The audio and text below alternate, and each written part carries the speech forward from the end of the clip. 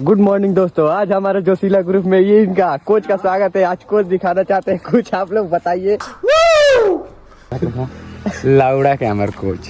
ओ ये क्या तमाशा लगा रखा है तू? ये क्या बोला था? ई भोजपुरी के भाषा लौड़ा कोच। हमने के खुला जिम में लौड़ा कोच बोलल जाला। देखाओ एगो करता हो लौड़ा कोच का। खुला गोड़ दिखाओ, ओकर लेग देख दिखाओ, लेग देख बहुत खुला खुला जिम में आपको कैसा लगा था तारा की? बहुत अच्छा फील होता भाई। नीचा का सॉरी करता भाई, है? ऐसे करे। तू साला बहुत नीच आदमी रे। हेनिया सब गोड़ा अपने में बिजी बाड़ा सा। होई पता ना कौन ची करता, कौन ची करता रहा। गाड़ मसाज। सब क्या देखना पड़ रहा है? ओ आई देखा गाड़ मसाज। अरे साला, यही से नाम बा जोशीला ग्रुप। मैं जोशे में बाड़ा सन। क्या बात है सर, क्या बात।